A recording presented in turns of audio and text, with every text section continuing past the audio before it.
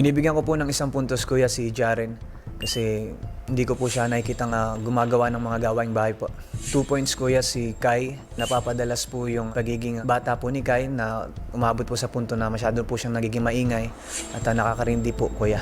1 point si JP kuya kasi po nangunguha po siya ng pagkain po na hindi sa kanya at hindi po nagpapaalam. 2 points si Fiang kuya kasi po pinapalitan niya po yung tinapay namin ng matigas po kuya na nanggaling po sa drawer.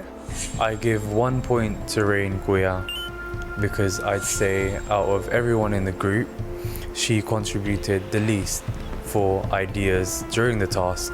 I give 2 points to Kai po Kuya.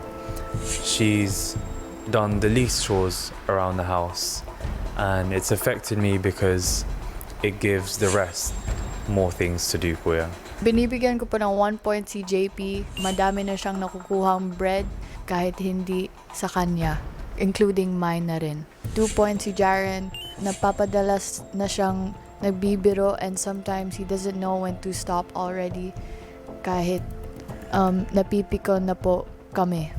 1 point si Jaren kasi po sa gawaing bahay, when we need assistance, nagrereklamo po siya minsan. 2 points si Fiang po kuya dahil yung luma niya pong mga breads, pinapalit niya po sa fresh breads at napupunta po ito sa ibang tao po kuya.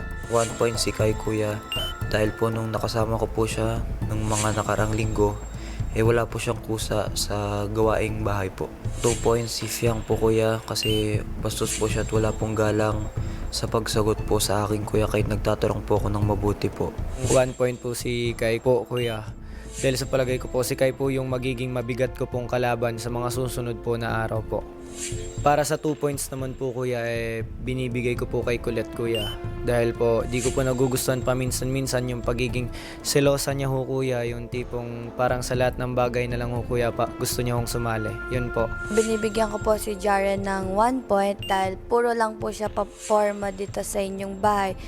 Pero when it comes naman po sa mga gawaing bahay ay wala naman po siyang naitutulong. Kuya, binibigyan ko po si Kai ng 2 points dahil sa nagdaan po namin na weekly task, si Kai po yung mas pinaka-less na walang ginawa po kuya.